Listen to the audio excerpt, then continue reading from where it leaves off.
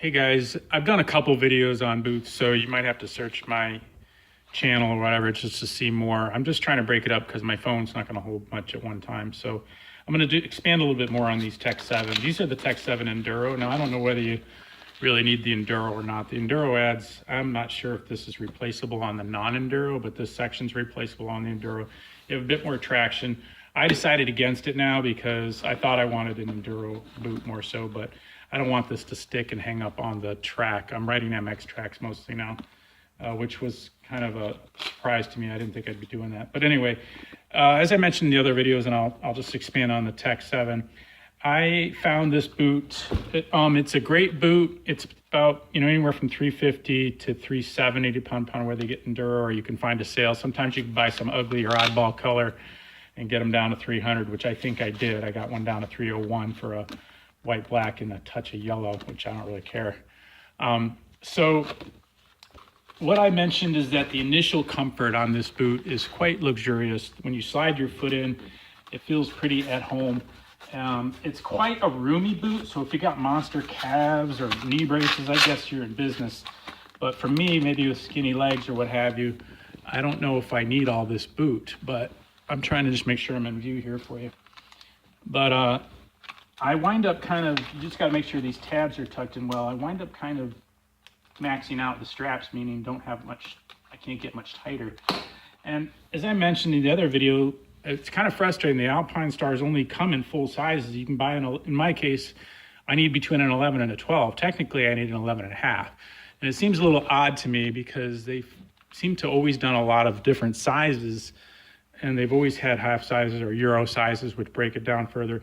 And in a piece of equipment so expensive and it's so critical to the fit, they don't have the half sizes. So I'm a little bummed out with that. I forget what this is. I think this is the 12, which I decided to go with 12s because the 11 my toe was hitting the front and I didn't want to, although I'm afraid as they break in and the boot gets looser, I'm not going to be able to ratchet it down tight enough. I'll have to use thicker socks or some sort of, maybe add an ankle brace pad thing in there. But the latches work pretty well. They've got this pivot feature, as you saw in other videos. This one particular latch, I'm almost at the end of its adjustment, meaning that I wouldn't be able to get any tighter. So when this thing breaks in 3, 4, 6 months, I may be tapped out and have to add more socks or something.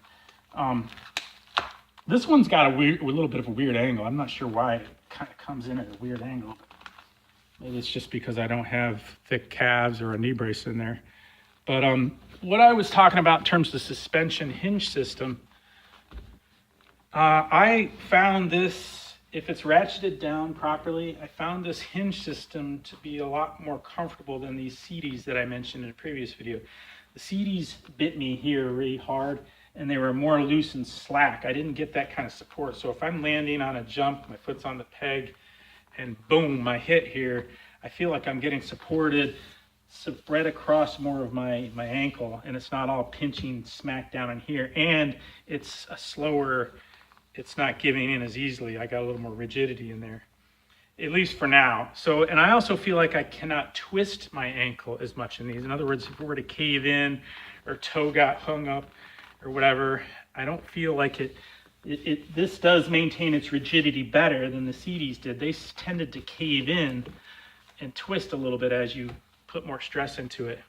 So that's kind of my 2 cents on that. Again, they've got more than ample room. You could have Arnold Schwarzenegger calves or calves the size of thighs, and you can fit this boot. And obviously, I guess knee braces are the thing that they're considering. But I'm not riding with a knee brace, just a knee pad at this point. Hopefully I won't need a brace.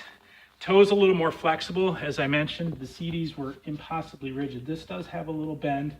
It can kind of bite into your toe a little bit initially. I imagine that'll break in, but I won't be using that too much. So this is not quite as rigid. The toe box, I think, has got plenty of protection, at least for me. I would imagine the CD is a little harder. So overall, I think it's a good boot. Like I said, anywhere from $350 to $370 if you pay the regular price. If you can find some goofy color, you might get it down. Oh, I probably added the video there a little bit. But hope that helps. And this, again, is the Enduro Tech 7. Take care.